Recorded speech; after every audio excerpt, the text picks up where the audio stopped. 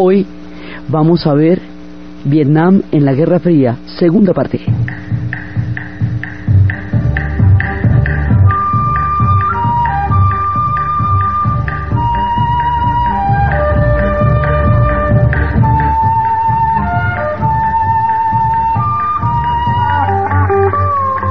La vez pasada habíamos visto un poco de la historia de Vietnam, habíamos visto su complejidad religiosa como un país confusionista en cuanto al orden social que lo sustenta, como un país budista en cuanto a la actitud psicológica frente al sufrimiento y al desprendimiento que anima su espíritu, como un país Tao en la medida en que comparten el sistema cósmico de los chinos, como un país animista en la medida en que la tierra es sagrada, como un pueblo que ha recibido muchas influencias y que ha resistido muchas invasiones.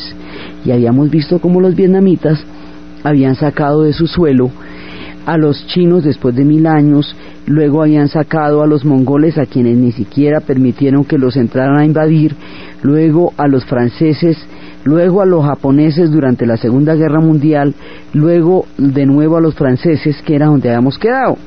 Entonces habíamos quedado en que los franceses retomaban las colonias después de la Segunda Guerra Mundial y la derrota del Japón, y que para entonces una guerrilla que el personaje que la vez pasada habíamos reseñado como un arquetipo histórico de grandes dimensiones, que es Ho Chi Minh, había encabezado toda la lucha para descolonizar Vietnam. Descolonizar Vietnam quiere decir de quien toque.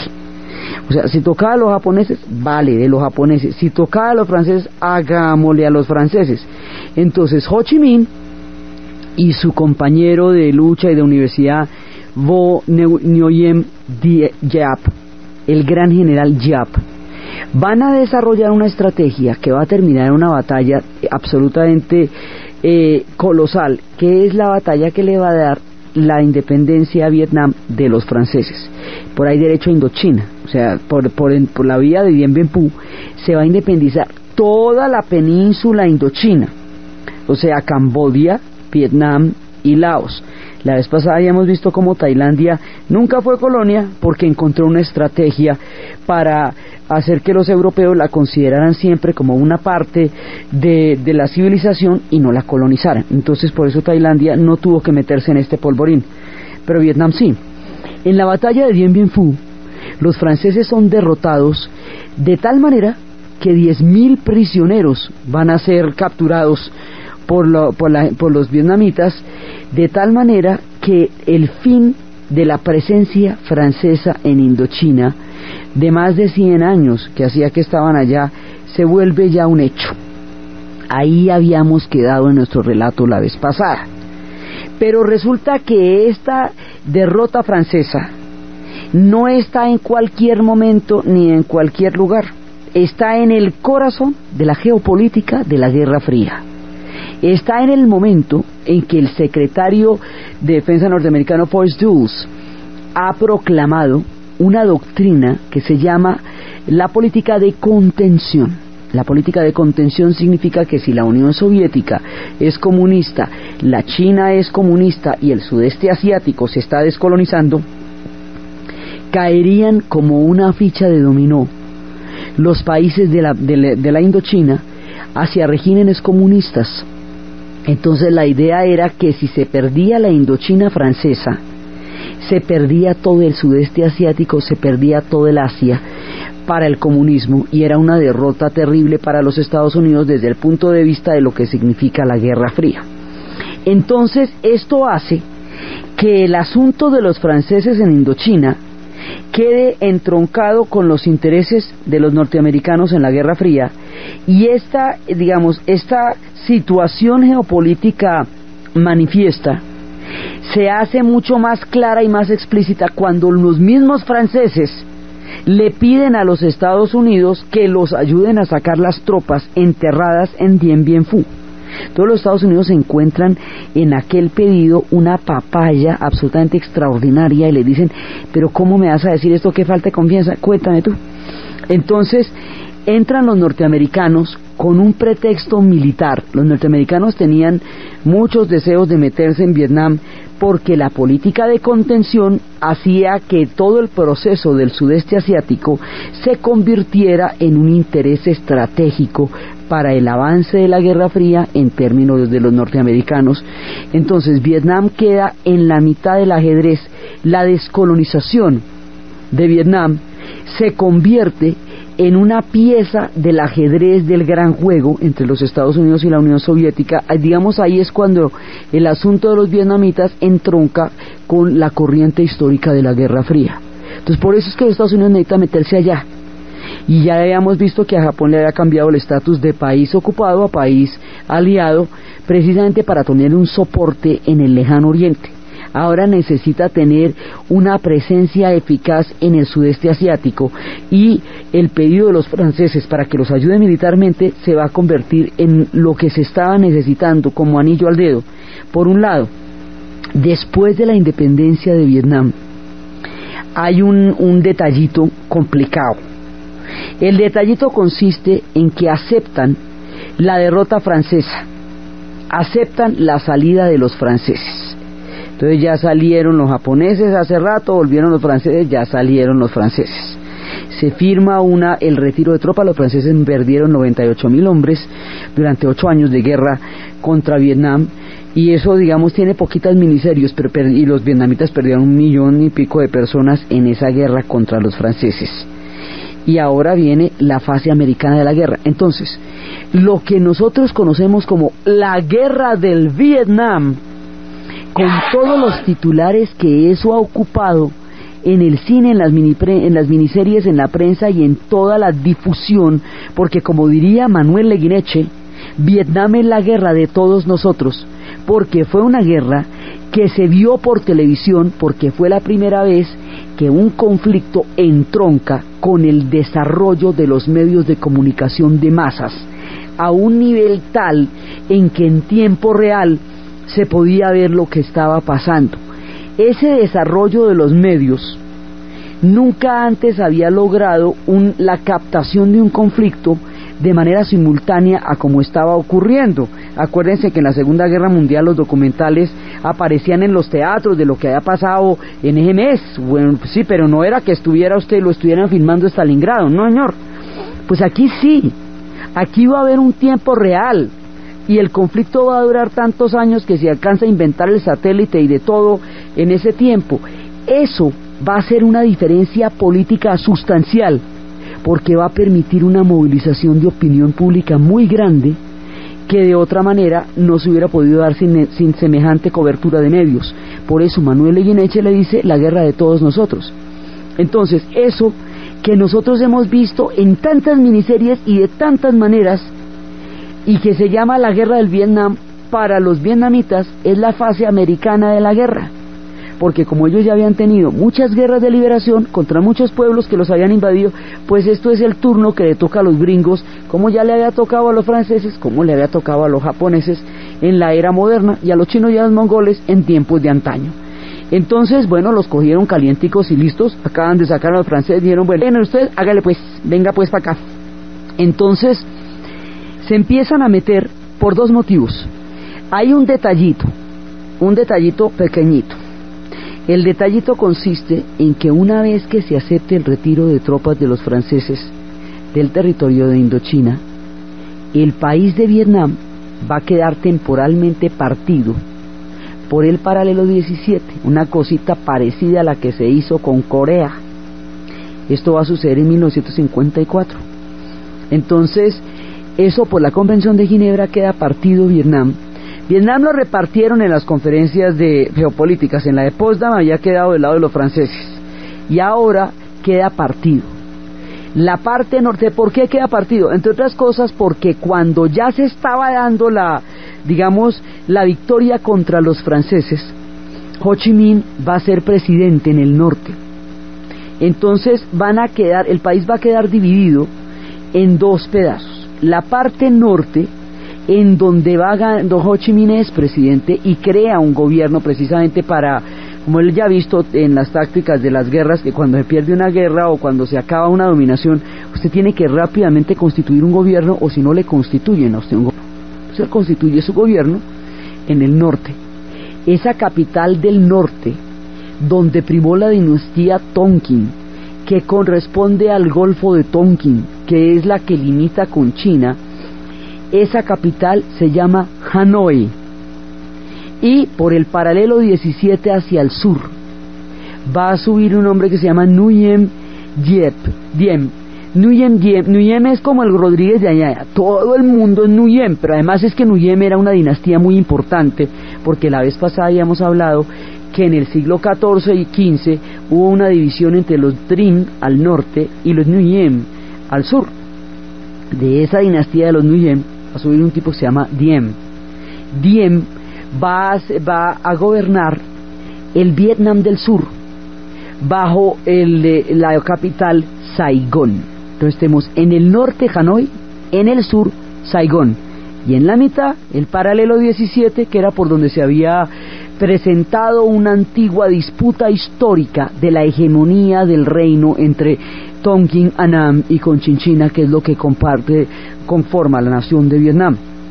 Se supone que esta partición era un acuerdo al que se había llegado con los aliados, pero esta partición era un asunto puramente procedimental, que en 2 años llamarían a elecciones y que inmediatamente el país se reunificaría y que inmediatamente tendrían el gobierno que el pueblo vietnamita eligiera y asumirían su propia vía histórica. Les dieron esta promesa como un acto sentado en la división del país, y resulta que en el momento de las elecciones les van a hacer conejo. No les van a permitir las elecciones, porque si les permiten las elecciones va a ganar Ho Chi Minh, y si gana Ho Chi Minh, que tiene un proyecto comunista montado en el norte, todo el país se volvería comunista, y si todo el país se vuelve comunista, entonces Laos y Camboya también se vuelven comunistas. Entonces la teoría del dominó empieza a funcionar en la región. Exactamente con este mismo esquema fue que se hicieron las guerras en Centroamérica, con la teoría del dominó, exactamente lo mismo para Salvador, para Guatemala, para Nicaragua, igual. Entonces la idea era que esto no lo iban a soltar, y no lo iban a soltar. Hay un señuelo geopolítico que no estaban dispuestos a cumplir, porque la Indochina se había convertido en una ficha estratégica. Entonces lo que los Estados Unidos quería era no soltar Vietnam. Primero llegar allá como fuera, pero una vez adentro no iban a soltar eso, porque si lo soltaban sentían que habían perdido todo el Asia, que si caía Indochina caía todo el Asia, y eso no era una cosa que fueran a permitir. Entonces por eso es que no se va a realizar nunca esta promesa de reunificar el país y llevar a elecciones y respetar una contienda electoral. Eso nunca se cumplió. Entonces el país se va dividiendo, y en la parte sur los norteamericanos están apoyando a Diem, lo que les da un aval político, y fuera de eso entraron militarmente porque los franceses les pidieron ayuda, lo que les daba una razón militar. Así tenían una doble excusa para poder entrar allá, que era lo que se trataba de hacer según la geopolítica del momento. Van a entrar al principio de una manera sutil y paulatina, en el sentido en que van a intentar mejorar las condiciones de vida de Vietnam, pero aquí se va a dar una tragedia muy grande, una de las tragedias más aterradoras de toda la segunda mitad del siglo XX, porque resulta que son pueblos tan distintos, que el encuentro entre estos dos pueblos va a ser tan aterrador y tan miedoso, que va a llevar a una tragedia, a una de las grandes tragedias.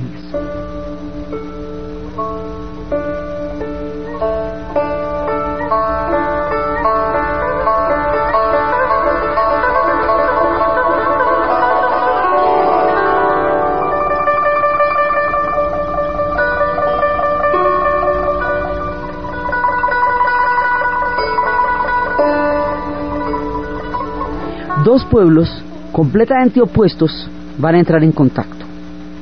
Nosotros habíamos visto que los vietnamitas son un pueblo ancestral, que por ser confucionistas, no solamente tienen un pensamiento y un espíritu colectivo, sino una visión de los ancianos como los seres de crepúsculo, que son los que salvaguardan el tiempo de la muerte con el tiempo de la vida. Es una de las características del confucianismo, que no hay una separación clara entre la vida y la muerte, y la presencia de los ancianos se constituye en el vínculo que hace posible ese atardecer, ese ocaso, los seres del crepúsculo. Los norteamericanos en ese momento están en una pujanza y están en una escalada a convertirse, ya en ese momento lo son, en una sociedad industrial avanzada, la primera del planeta. Los norteamericanos tienen futuro, los vietnamitas tienen pasado. Los norteamericanos son un pueblo reciente, tienen 200 años de historia para el momento desde donde ellos lo cuentan. Los vietnamitas tienen miles de años. Los vietnamitas son pueblos que gradualmente asumen procesos históricos. Los norteamericanos dan grandes saltos en poco tiempo. Para los norteamericanos, los ancianos son seres no productivos, que además comen un gasto pensional altísimo y no los miran, no los valoran dentro de su sociedad. Para los vietnamitas, los ancianos son los seres del crepúsculo. Estas diferencias van a convertirse en una verdadera tragedia cuando se produzcan matanzas de ancianos en las aldeas de My Lai, porque esto, digamos, va a ser una de las heridas más grandes. Para los vietnamitas el suelo es sagrado. Esto quiere decir que es una tierra mística, como la de los arhuacos, como la de los cogis, como es la Sierra Nevada, para los 4 grupos que el paraíso destinó para que cuidaran la reserva más bella del hombre, como la tierra de los arhuacos, los cogis, los wiwas y los cancuamos. Así es la tierra para los vietnamitas, está llena de espíritus sagrados. Entonces les comento esto porque ustedes se imaginan lo que es un bombardeo con agente naranja y con napalm en una tierra que es un templo para la gente que la habita. Esto va a ser una cosa terrible. Entonces, en un principio, por las diferencias tan abismales, cualquier cosa que los norteamericanos hagan para mejorar los niveles de vida de los vietnamitas es tomada como una agresión, porque es que no son ni prójimos. Los norteamericanos llaman subir los niveles de vida en una nación empobrecida, además teniendo en cuenta que el avance comunista se facilitaba porque la necesidad de una redistribución justa de los bienes y de la economía de un país se veía identificada con la necesidad de la descolonización. Esta doble situación de necesitar salir de un sistema colonial y además crear un régimen de justicia social dentro de sus países recién formados, hacía que la Unión Soviética tuviera una plataforma política muy, digamos, oportuna para todo país en descolonización. Acuérdense que Ho Chi Minh se había inscrito dentro de la doctrina comunista porque encontraba que el comunismo le ayudaba al nacionalismo y a la descolonización como marco político para lograr su proyecto. Entonces, los gringos saben esto. Estados Unidos sabe que ahí hay que meterle mano a una redistribución del ingreso, o si no, la misma pobreza y la inequidad le va a facilitar las cosas a la Unión Soviética de acuerdo con la coordenada que se estaba dando en ese momento. Para evitar esto van a empezar a mejorarle el nivel de vida a los vietnamitas, pero desde el punto de vista norteamericano, para ellos mejorarle el nivel de vida a un pueblo es como convertirlo en Oregón. Es que Vietnam no es Oregón. Entonces, cada vez que usted hacía algo por los vietnamitas, lo que hacía era agredirlos, como una historia que cuentan aquí en Colombia de unas mujeres que tenían que ir al río mucho tiempo y que se demoraban y venían con la ropa mojada y pesada, entonces les hicieron lavadero en sus casas. Al cabo de 2 semanas los lavaderos estaban tapiados porque esas mujeres descubrieron, los habían tapado porque para ellas ir al río era la única salida que tenían en la vida y el único encuentro que tenían con las amigas. Si les ponían lavaderos en sus casas, no tenían razón para salir y las enterraban vivas. La comodidad para ellas no era un valor. Entonces, algo que parecía una ayuda, en realidad era un factor de sometimiento. Aquí pasaba una cosa parecida.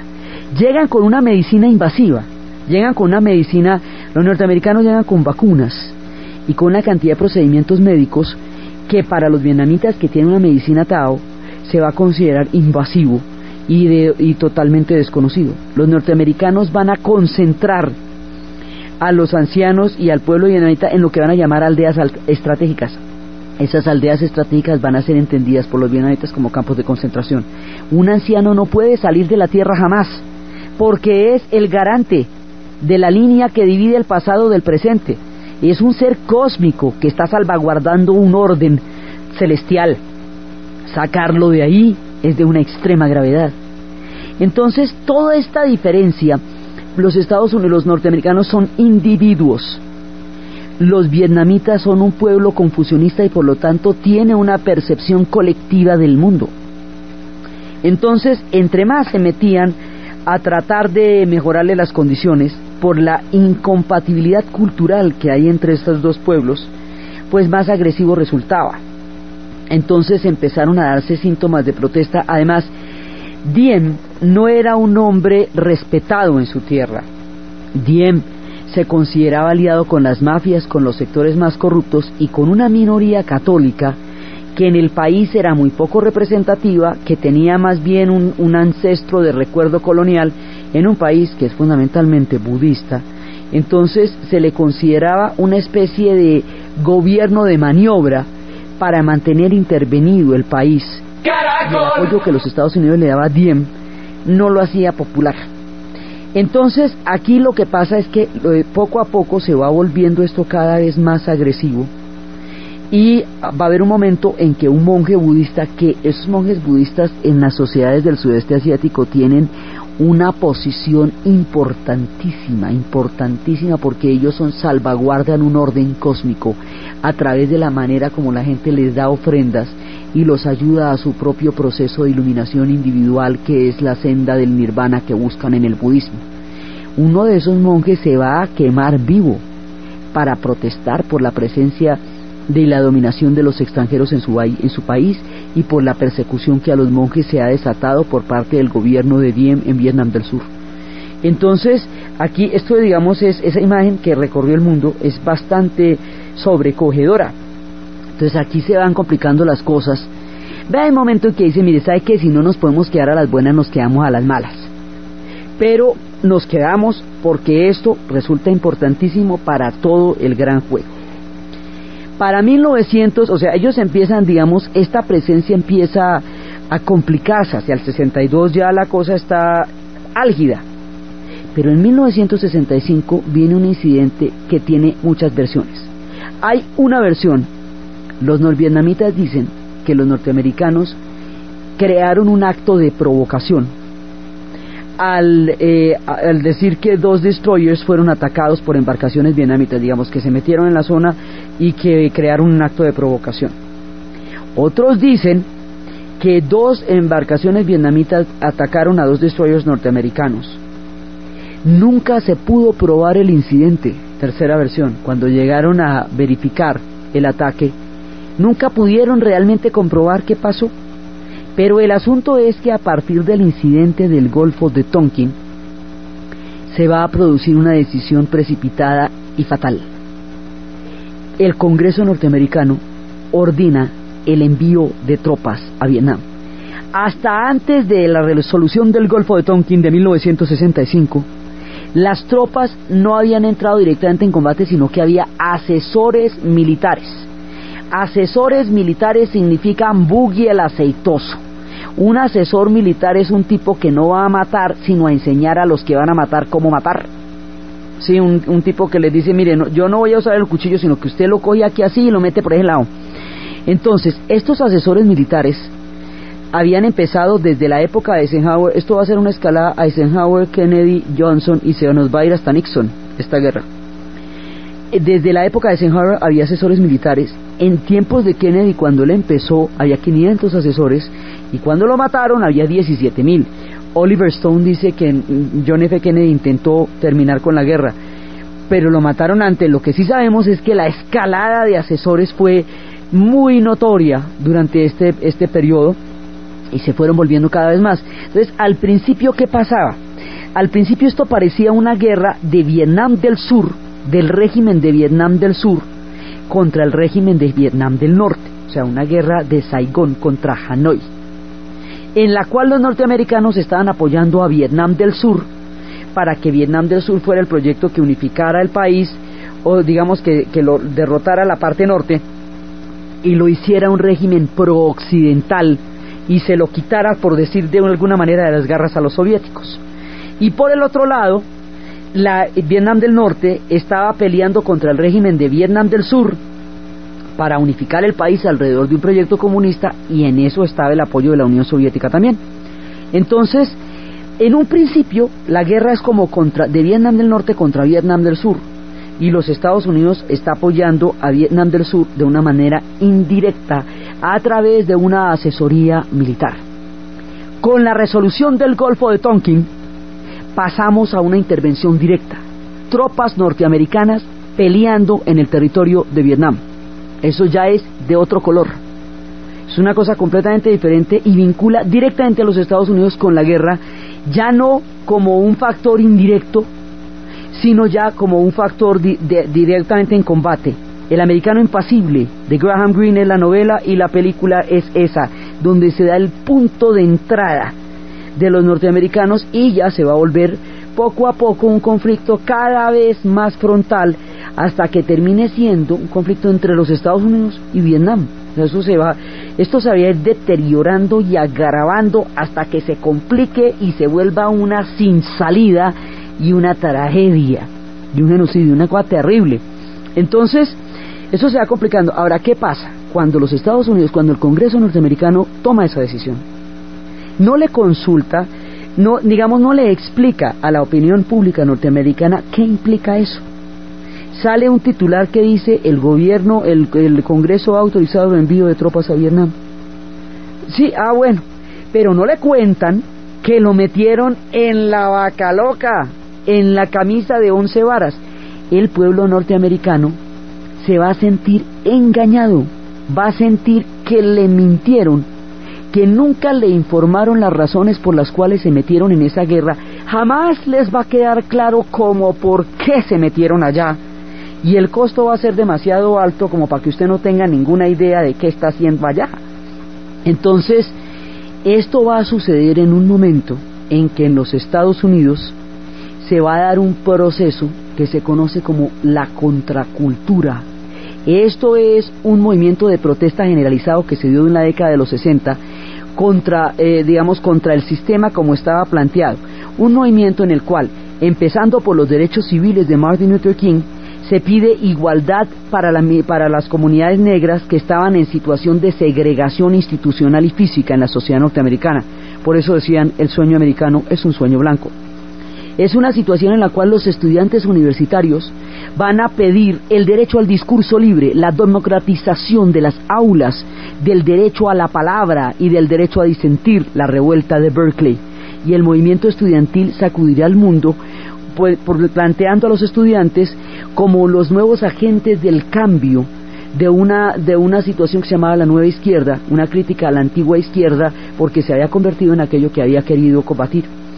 Es una época en que se va a desarrollar el hipismo como una protesta y como una incompatibilidad tan grande con el sistema de valores de la sociedad norteamericana, que van a crear un mundo aparte en las comunas, donde van a realizar proyectos utópicos de lo que ellos consideran que es una sociedad más justa, más tolerante, más equitativa, que no tiene una doble moral y que intenta elaborar espacios cósmicos distintos. Esos son las comunas y el hipismo.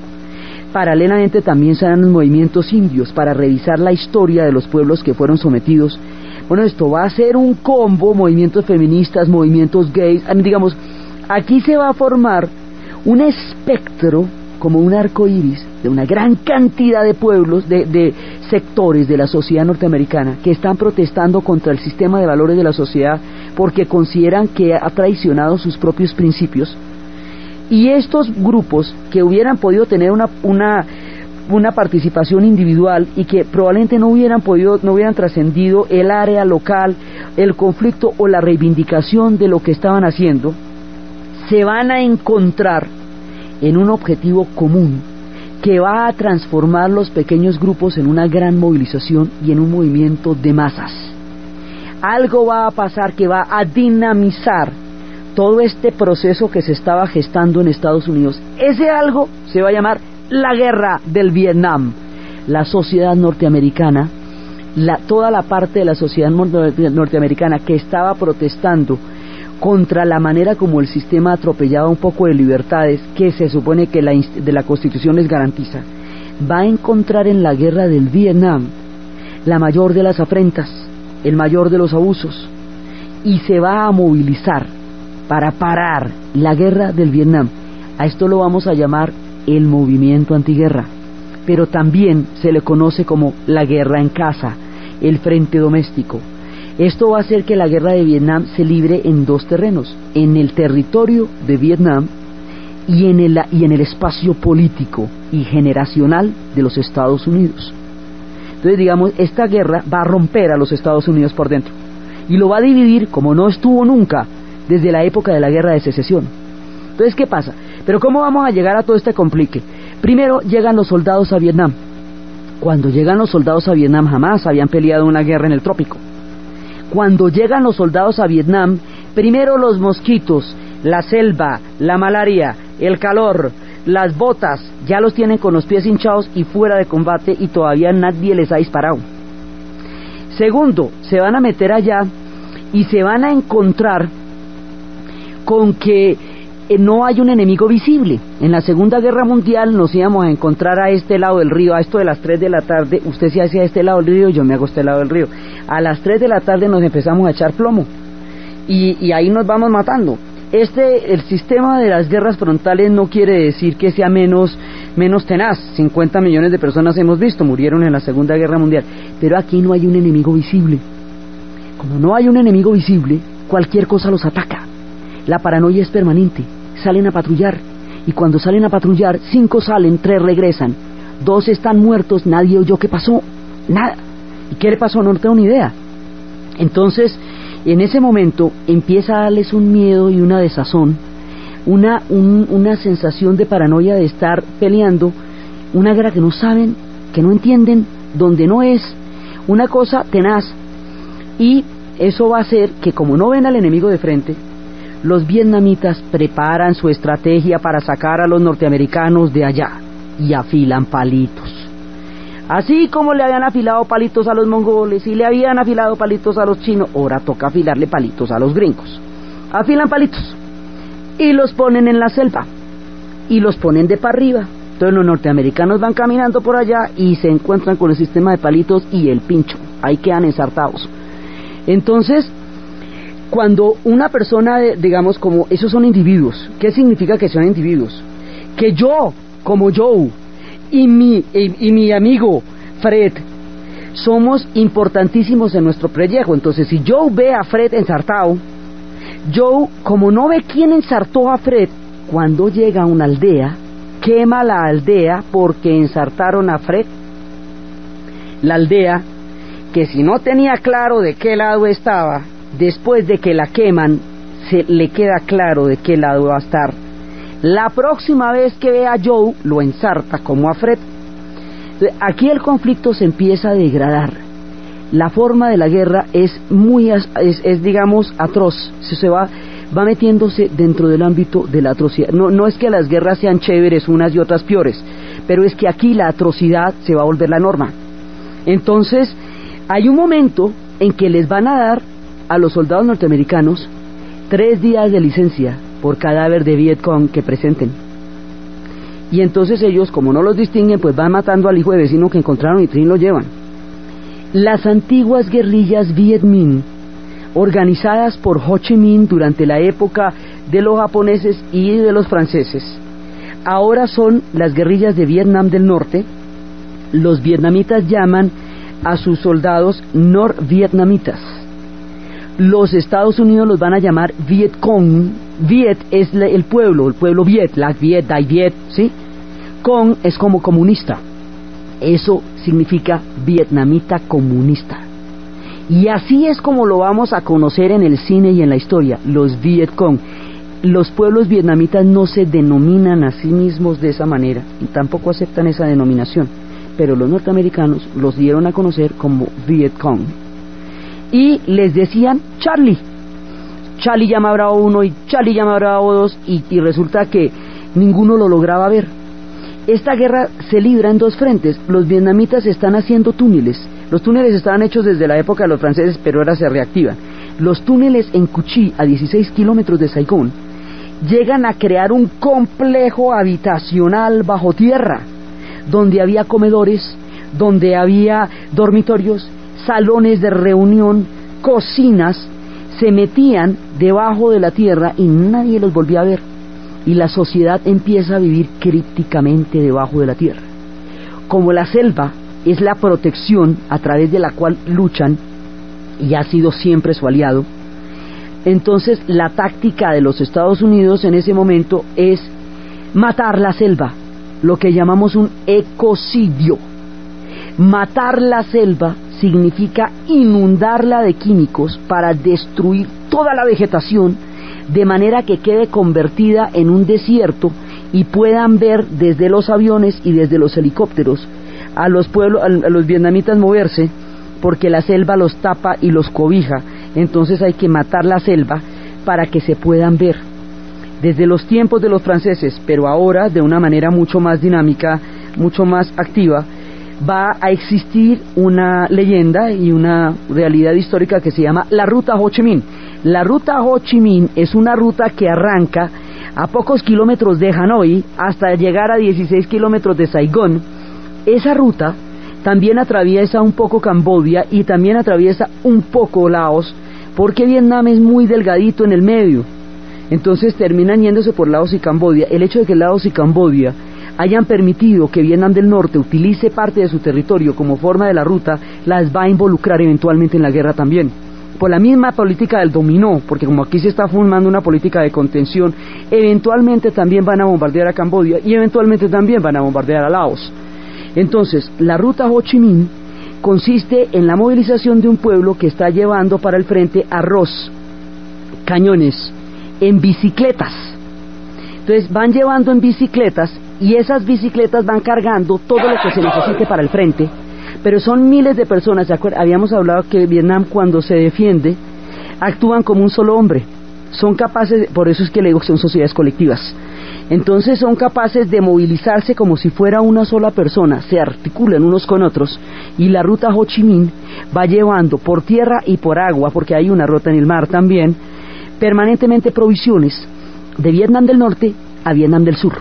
Ahora, cuando se necesite ya artillería pesada, como en el puente que divide a Hanoi, una parte de la otra de la ciudad, por el Río Rojo, a la hora de un bombardeo en el Río Rojo, donde partan ese puente, parten Hanoi.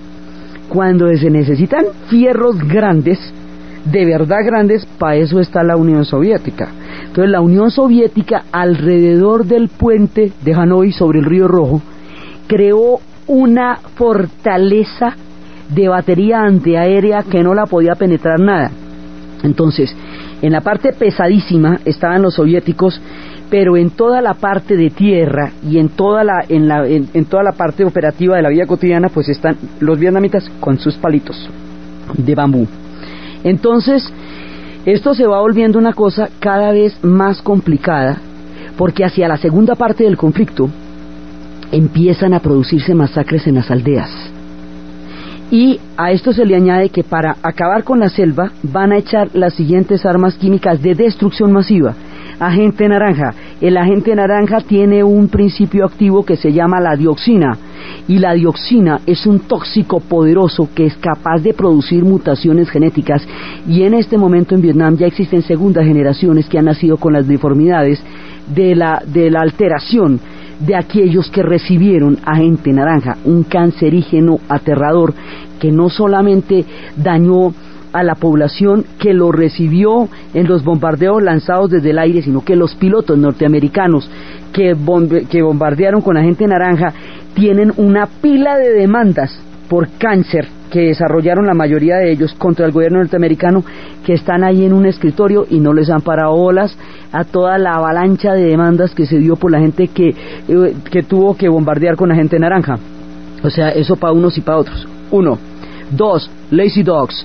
Lazy Dogs son bombas de clavos que cuando estallan sueltan una gran cantidad de clavos que ensartan lo que quiera que encuentren a su lugar. Bombas de fósforo, que son las que incendian todo el bosque y todas las hojas. Y napalm. El napalm es una mezcla de ácido palmítico y gasolina que produce combustión con la piel hasta destruirla. Son altas temperaturas que consumen viva a una persona. El napalm también era para destruir la selva. Entonces empiezan a convertir esto en una guerra química de altísima tecnología, y aquí es cuando Marcuse nos decía que en la agresividad en la sociedad industrial avanzada, que la idea que tiene Occidente es que la civilización es lo tecnológico y la barbarie es lo primitivo. Entonces, una trampa con bambú en los túneles de Kuchí resultaba menos bárbaro que un bombardeo con napalm, porque se asimilaba lo tecnológico con lo civilizado y lo primitivo con lo bárbaro, cuando la desproporción es muy grande, porque lo que hicieron fue destruir el pedazo de planeta donde habitaban ellos para que se pudieran ver. Esa era una teoría. La otra teoría es que si los guerrilleros de Vietcong se mueven dentro de la sociedad vietnamita como el pez en el agua, hay que vaciar la pecera, es decir, matar a la población que les daba refugio, y esto fue lo que hicieron con las matanzas de las aldeas. Entonces, cada vez que se van metiendo más y más en la atrocidad, en las bombas químicas, en la matanza de aldeas, la opinión pública norteamericana empieza a escandalizarse de semejante horror y dice: no hay justificación para lo que está pasando. Y si a eso se le añaden los ataúdes blancos, que empiezan a llegar cantidades de ataúdes blancos de los chicos del barrio, de la vecindad, de la escuela, que se los mandaron a Vietnam y me los traen en un ataúd blanco, entonces empieza primero la pregunta: ¿qué está pasando en Vietnam? La pregunta, como nadie la contesta, resuelven las universidades planteársela. Las universidades empezarán debates en la noche, no les prestan las aulas durante el día, llevarán a un disidente y van a llevar a un partidario de la intervención norteamericana en Vietnam para que hagan un debate y los estudiantes se formen una idea a partir de ese debate. Tichin se llaman los primeros movimientos. Las universidades van a hacer que estos debates se esparzan por todo el conjunto de universidades norteamericanas, en la época en que los estudiantes ya no son un fenómeno de élite, sino un fenómeno de masas, porque la sociedad en su conjunto ha mejorado los niveles de vida y por lo tanto los niveles de educación. Hay un pensamiento crítico que se está formando en ese momento. Cuando llegan los ataúdes blancos, las madres empiezan a aburrirse de que les llegan a sentirse muy traicionadas con esto, empiezan grupos y grupos a sumarse y van a llegar a un factor importantísimo: los veteranos. Los veteranos llegan y se dan cuenta que en los hospitales no hay ni gasa, que no hay tratamiento para ellos, que no hay financiación para recuperarlos, pero que sí hay muchísimo dinero invertido en armas en el frente. ¿Cómo así? El dinero se va en plomo, pero no se va en tratamientos, o sea que yo lo que soy es un saco para que lo cosan a balas, carne de cañón. Este grado de frustración y de ira, nacido el 4 de julio de Oliver Stone, ahí empezaremos a ver cómo en el cine lo retratan. El grado de fiereza y de sinsentido y de tortura y de horror del combate está en Platoon. La frustración de los veteranos al ver que no hay ni siquiera un tratamiento digno para ellos después de todo lo que han sufrido, está en Nacido el 4 de julio. Y la tercera parte de la trilogía, una mujer atrapada en la guerra, vietnamita y budista, está en Entre el cielo y la tierra. Cuando llegan los veteranos, otra película que se haría sobre eso se llama Regreso sin gloria, la primera con Jane Fonda, y se dan cuenta que no los está esperando nadie, que sus padres fueron recibidos como héroes cuando llegaron de Corea o cuando llegaron de la Segunda Guerra Mundial, y a ellos nadie los quiere ver. Entran en un estado de shock con todos los fantasmas encima, que han vivido cosas terribles, han cometido atrocidades, y cuando han cometido atrocidades, como el teniente Cali que ordenó abrir los vientres de unos niños en la aldea de Song Mi, ahí pasan dos cosas: usted o se muere del asco y no puede vivir con el remordimiento, o le gusta y se mete en la sevicia, y con ninguna de las dos cosas puede vivir una psiquis, y esto le pasó a los 18 años. Así que llegan a casa completamente destruidos.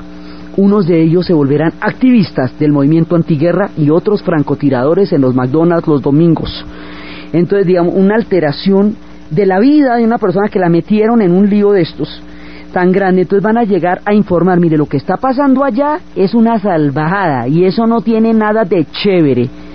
Y los soldados empiezan a darse cuenta que tienen solamente un año de servicio y que lo que quieren es regresar a casa vivos, que esa guerra no tiene sentido, pero en cambio está muy fea, y van a empezar a rehuir combate. Y una manera de rehuir combate, si el oficial de turno está muy bravito y amaneció muy peligroso y muy belicoso, es volarlo. habría una práctica de relativa frecuencia que se llamaría fragging, que significaba volar al oficial de turno para rehuir combate. Mientras tanto, el movimiento universitario está generando un fenómeno de opinión que va a hacer que muchos sectores de la sociedad se vean involucrados. Entonces, uno de ellos son las comunidades negras. Las comunidades negras ya se la han hecho hartas veces. Fueron a la Primera Guerra Mundial y les prometieron mejores condiciones de vida en Estados Unidos, y mentiras que no, porque los negros no son norteamericanos sino para que les den bala o para ganar medallas en la guerra o en el deporte. Entonces, por eso en la Segunda Guerra Mundial lo mismo, fueron y pelearon, y cuando regresaron, mentiras que tampoco, los pateaban en los bares los marincitos azules cuando llegaron con su uniforme en las épocas de las Big Bands. Entonces, y cuando la guerra de Corea, eso todavía estaba segregado el ejército, no podía haber oficiales negros, vivían en barracas separadas, con condiciones históricas distintas.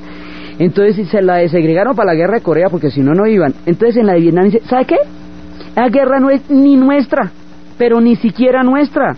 Mohamed Ali diría, cuando lo reclutaron para ir a pelear a Vietnam, Vietnam es una guerra en la que los blancos mandan a los negros a matar a amarillos para quedarse con la tierra que le robaron a los rojos. ¿Cómo? Así como le digo. Mire, Vietnam es una guerra en la que los blancos mandan a los negros, o sea nosotros en el caso de él, a matar amarillos, o sea vietnamitas, para quedarse con la tierra que le robaron a los rojos, o sea a los indios, porque toda la tierra norteamericana robada de los indios, era de ellos en primera instancia, no hay un pedacito que no les hayan robado. También dice Mohamed Ali, es que imagínese que a mí ningún Vietcong me ha llamado nigger, y en cambio aquí todo el mundo me llama nigger y me la montan. Mejor dicho, si yo tengo una guerra que me están haciendo en mi casa por el hecho de ser negro, ¿cómo para qué me voy a pelear al otro lado del mundo contra unos manes que no me han hecho nada a mí? ¿Cómo a cuente qué? ¿Para que cuando regrese otra vez no me vuelvan a mirar? No, olvídate. Entonces va a haber una cantidad de movimientos de las comunidades negras que dicen, no vamos a ir a Vietnam. Entonces ahí es cuando empiezan las canciones de movilización contra la guerra del Vietnam. Una de ellas, la que cuestionaba ¿para qué es la guerra?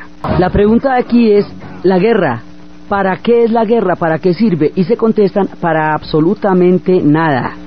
Entonces la sociedad norteamericana empieza a cuestionar el papel que están cumpliendo en esa guerra y se enfrentan a la propia atrocidad, cosa que nunca habían tenido que enfrentar en su imaginario, donde ellos siempre son los buenos y rescatan a todo el mundo de los peligros en lugar de generar los peligros ellos. Esto no lo pueden digerir dentro de su propia historia, porque ellos tienen una constitución que le garantiza a todo el mundo la libertad, y van a verse enfrentados con su propio paradigma. Los vietnamitas, mientras tanto, están en lo suyo. Hay que sacar a los norteamericanos de allá como se han sacado a los franceses, con todos los hierros como han sacado a los diferentes enemigos, y están en toda la movilización de un pueblo para sacarlos de allá. La confrontación entre la opinión pública norteamericana, la crisis política que esto va a representar, el asesinato de los dos Kennedys durante el conflicto, el relevo de Johnson, la llegada de Nixon, la extensión del conflicto hacia Camboya, la manera como Vietnam como sociedad se va radicalizando cada vez más para ganar esta guerra, y todo el lío geopolítico tan bravo que se va a armar aquí, lo que vamos a ver en el siguiente programa. Entonces, desde los espacios de dos pueblos que se enfrentan desde panoramas cósmicos, geográficos e históricos totalmente distintos, y se hunden en una tragedia colosal, en la era de los medios de comunicación de masas y en los tiempos de la utopía y el hipismo y de los antiguos y legendarios pueblos del Viet, en la narración Diana Uribe, en la producción Jessy Rodríguez, y para ustedes, feliz domingo.